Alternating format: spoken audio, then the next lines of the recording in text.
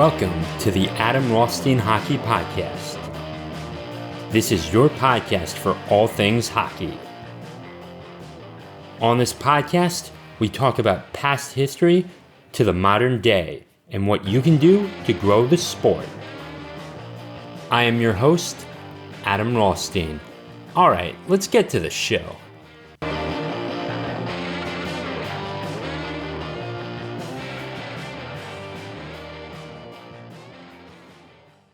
Welcome in, everyone. This is episode number 88, and I have to say that I'm just proud to be here. So today we are talking about beer leaguers and training. Now, for the most part, you're only going to be on the ice maybe once or twice a week if you're lucky. I understand that many of you have this thing called a 9 to 5, and that is really it can get in the way of things. I mean, especially if you have something like a Tuesday night or a Monday night game, you need to be back in the office, or you need to be on call or something, or you need to be wake up early or something along the lines, or if you're teleworking, you need to be up early. You need to do your job, essentially. So, yes, our jobs can get in the way of this. Now, that doesn't mean that you shouldn't be training. You absolutely should be training.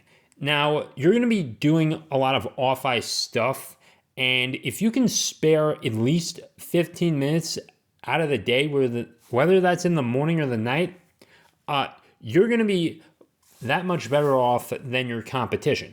Now, I've found a few things on YouTube of these 15-minute off-ice stuff. Hopping on one leg is what I do when I stick handle. That helps. And also just jumping from one leg to the other, squatting while I stick handle. I mean, it's all relative in the long run. The clinics are going to be your best friend. Now, I have got to admit, as rusty as I have been, it definitely is a good thing when you can handle that, the aspect of going to the clinic and looking like a fool. You will improve. And I have to admit that I actually do like it. It's structured. I don't have to worry about necessarily being in a game or getting injured, and it's all good too. Now, just being in the adult clinic, you're not necessarily, going to thrive. I mean, there are definitely some coaches. There are definitely people that have played this and that are rusty and stuff, and I'm decent at this. But when it comes to passing, I'll tell you. That's the one area, if there's one area I thrive at, it's passing. I know where to be strategically, I know where to swing low, and that's great too. And guess what? You look at something on Hockey Tactics, like where you're supposed to be, or even something as simple as coming off for a change. Hockey Tactics, that newsletter on Substack, I highly recommend it. I will link them down below and give them a shout out here on this episode. So shout out to them as well. So definitely go check them out as well. So I will recommend them on Substack. I am recommending them now on Substack, but I'll link their main sign up page back in the description below. Let's see. So, now the clinic that I sign up for is $25. It usually lasts for 90 minutes, but apparently we always go over, and I can't plan ahead that much as well.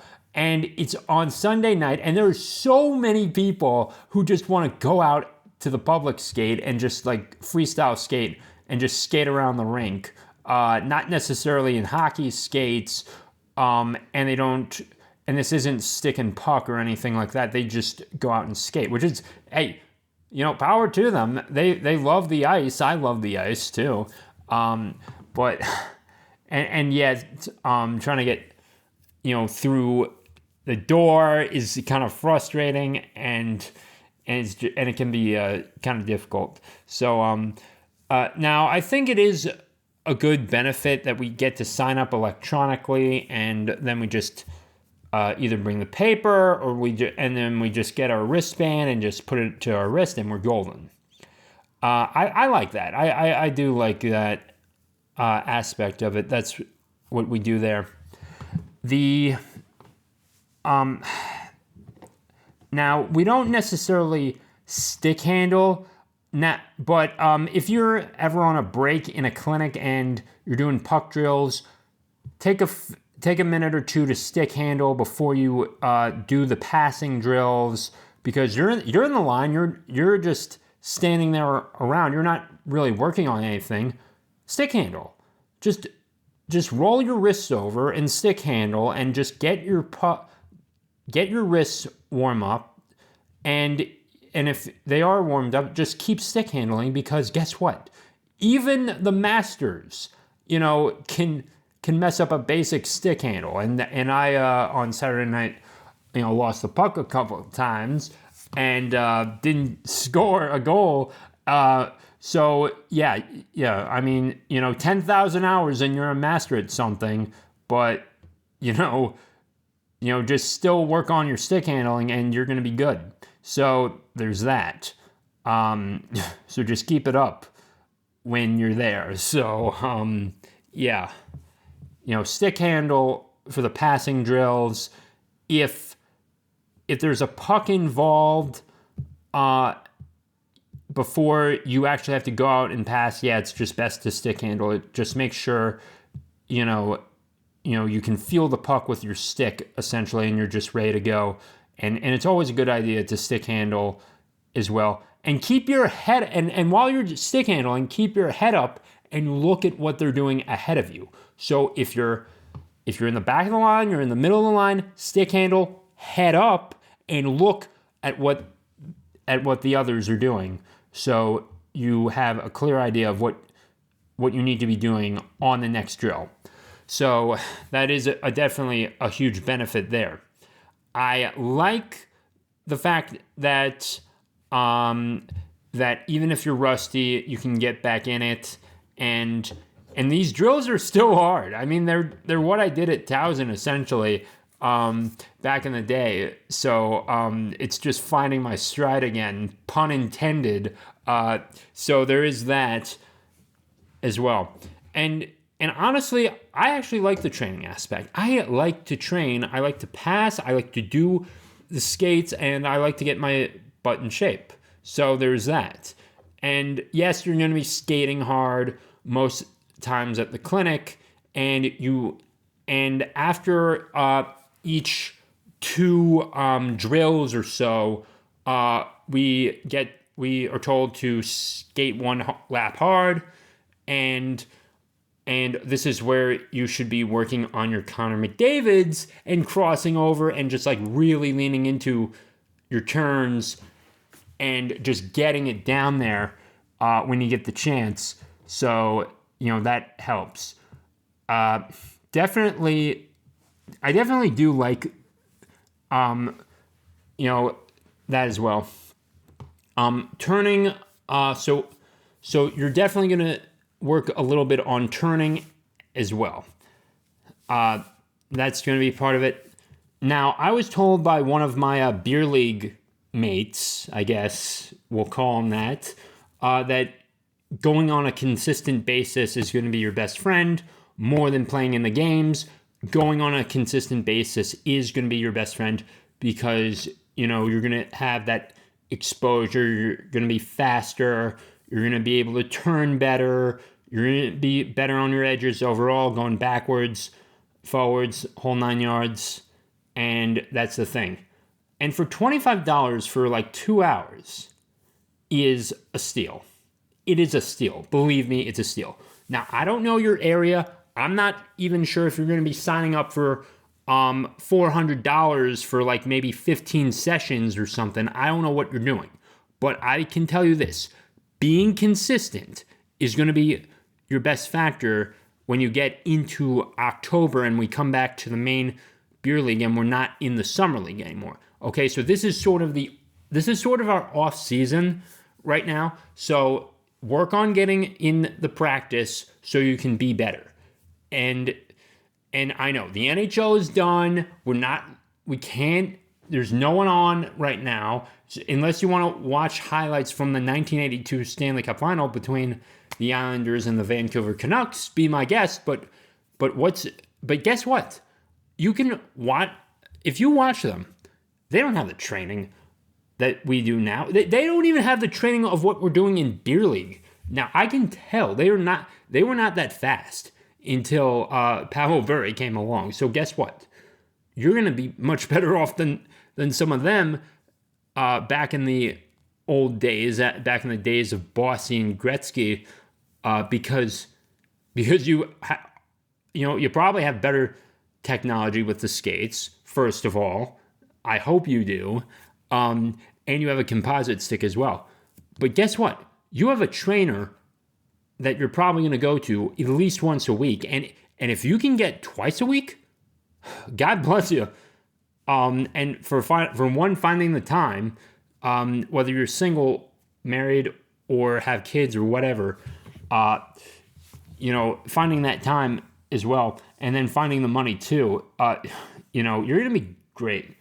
And this is a great stress reliever, and your practice is going to be with it's with yourself every time. I mean, Kobe Bryant was pretty consistent about this, but but it was definitely it was definitely his consistency in basketball and just going to the court every day, going to the gym every day, that brought him over the top. Now I know, you're my listener right now is not going to the NHL. You might have played NCAA, whether you're one of the Vanakis brothers or something, or whether you're one of my old high school rivals. You're not going to get to that level. And heck, if you made it to the NCAA, even at D3, congratulations. You climb the mountain in a way, because this is still the hardest game there is. Now, who in the world could how many types of athletes focus on going backwards too? That is something that you have to master. And I can't name anything. I mean, lacrosse players may take 2 steps back. I mean, basketball players may take 2 steps back. Or if you're playing baseball, you're gonna back up to catch a pop fly or something, or back up to catch a ground ball. But we go hundreds of feet backwards per game, whether you're a forward or a defenseman. You're going to be backing up. And if you're a goalie, you'll probably back up, even more than the outfielders in baseball. So that also is something that the goalies need to master. So it's not on the forwards and the defense to master their backward skating. It's also on the goalies too. So there's that. For the goalies, you're going to have, you might be having a little bit different of an adult clinic. Now, the adult clinic I've been to has the goalies. Sometimes they're there, sometimes they're not. Now, when they are there, they get to be, a part of the action. We're not focused too much on the goalies. They get into this, obviously, and they get to block shots and all that, so they get the basic training, but the focus is for the defensemen and the forwards, typically. So there definitely is more of the goalie clinics. Now, I don't know if it's still available in your area or whatnot for the goalies, but when I was growing up, Goalies got in to stick and puck for free, essentially, because they couldn't. We struggled to find goaltenders for stick and puck every Saturday night or every Sunday or Monday or whatever we were doing. But I loved it. I loved it.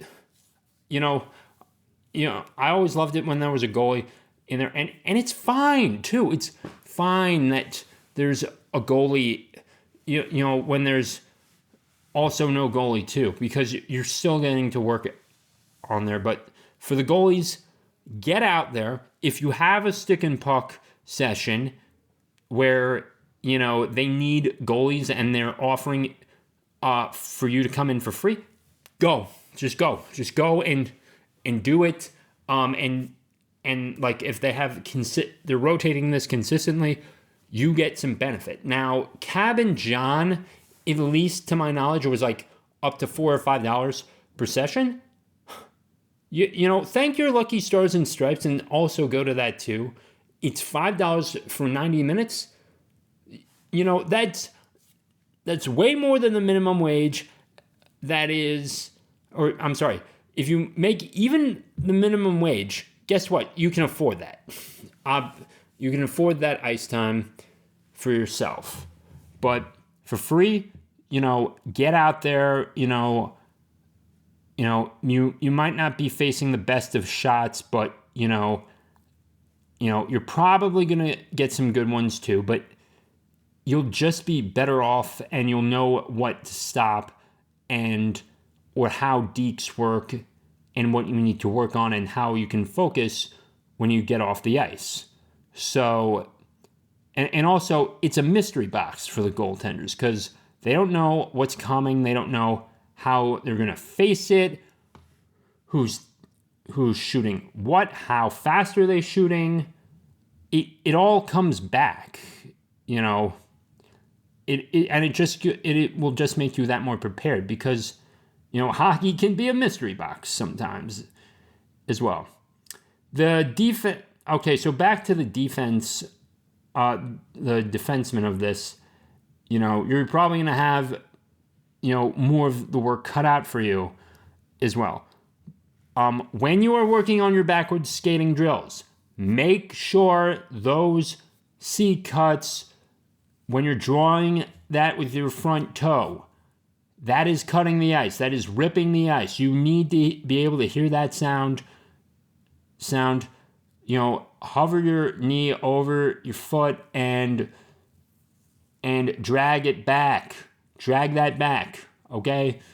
And maybe you're not going to hear it every time. It's just one more thing you have to work on when you're going backwards. I mean, you can go forwards and tear up the ice. Going backwards is going to be the more difficult thing. And guess what? You're just going to be that much better of an athlete than any other athlete. Tennis players don't have to really worry about going back. That's not on them. Basketball players, not on them. Football players, sort of not really. Soccer players, they don't really have to worry about, going back. They just have to worry about going forward. So guess what? When you master that, you're just going to be that much better of an athlete than most athletes in the world because, going backwards is one skill that no one really has even considered at this point. So just master that and you should and you're going to be golden in beer league too. Back checking, that leads me into back checking. Guess what? A bunch of beer leaguers are just, going to get back to the bench and be on their phones and just worrying about shooting and scoring and just dragging their feet when they get back to the neutral zone. Don't be that. You just mastered backwards skating. Back check. Even if they blow by you, just back check. Back check on them. And you should be good. And you're going to get those drills where you're going to have to back check. And it will translate to the game. It'll just translate to the game. And And, your teammates are going to be like, wow, Adam's really good at backchecking. We should keep him. We should start him every game so he has something to do.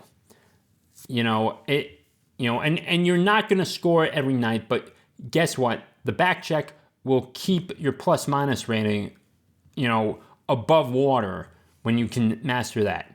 So, with that being said, this is going to be a little bit of a shorter one, but I will link the Hockey Tactics Substack newsletter in the description, so check them out. Keep skating, and I almost forgot, rollerblades. If you have a pair, go out in the morning and just rollerblade around, get used to it. If you have an area, if you have a basketball court, like a smooth basketball court, work on that in the morning so you're not interfering with the basketball players, and you don't have to get into, have to deal with any hotheads. You'll be good. So work on your drills off ice with rollerblades. Okay, thank you for listening to this edition of the Adam Rothstein Hockey Podcast. Please be sure to hit that subscribe button or follow button or wherever you're at on podcasts. I'm available wherever podcasts go. Rate this podcast 5 stars, write me a little review, and share it with your friends, and I will be sure to put out more. With that being said, take care and have a wonderful day.